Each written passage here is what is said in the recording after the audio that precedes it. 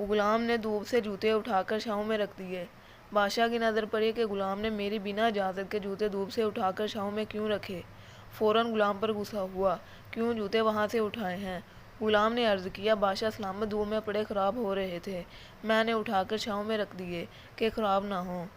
بادشاہ نے کہا، نہیں نہیں، تجھ میں تکبر آ گیا ہے، تیری ہمت کیسے ہوئی کہ بنا میری اجازت کے تو نے میرے جوتوں کو ہاتھ بھی کیوں لگایا؟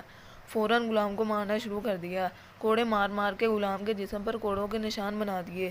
یہ وہی غلام ہے جسے بلال کہتے ہیں، موٹے ہونٹ، کالا رنگ، کہلاتا حبشی ہے۔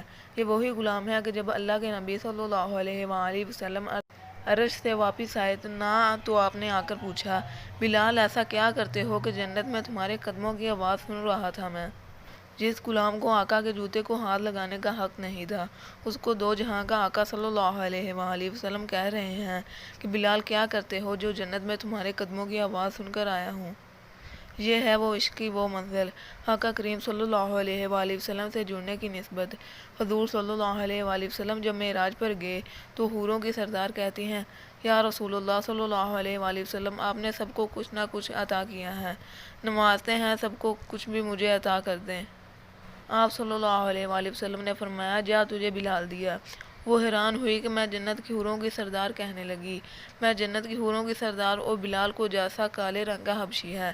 حضور صلی اللہ علیہ وآلہ وسلم نے فرمایا، ابھی تو میں نے بلال سے پوچھا ہی نہیں، وہ تجھے پسند بھی کرتا ہے یا نہیں؟ اللہ اکبر! اب عشق پہ کیا لکھوں، میں نے جب بھی یہ پڑھا، حضور کے عشق میں رونے کو جی کرتا ہے۔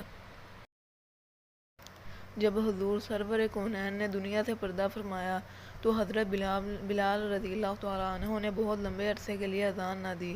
بہت عرصہ بعد ایک دن اذان کے لیے تشریف لائے، آہوں سے بھرے منہ سے چند لفظ زبان سے ادا ہوئے کہ کملی والے کے عشق کی یاد آ گئی اور بے ساختہ رونے لگے۔ میں گناہگار سوچتا ہوں رونا کیوں نہ آتا، جس یار کے کہنے پر اذان دیتے تھے اور جس نے غلام کو حوروں کی ملکہ کا سردار بنا دیا، جس سے قربت ہونے پر حضرت عمر رضی اللہ تعالیٰ عنہ نے ہاتھ چوم کر کہا، بلال دنیا تجھے غلام سمجھتی ہے، تو مجھے میرا تو آقا ہے۔ رنگ کالا بھی ہو تو بلال جیسا حبشی بھی وہاں کیا مقام پاتا ہے، لیکن قربت بس میرے نبی صلی اللہ علیہ وآلہ وسلم سے ہونی چاہیے، اپنے پیارے آقا صلی اللہ علیہ وآلہ وسلم پہ سب کچھ قربان۔ اگر ویڈیو پسند آئے تو لائک کریں، سبسکرائب کریں اور مزید اسلامی ویڈیوز کے لیے ساتھ لگی گھنٹی کے بٹن کو دبائیں۔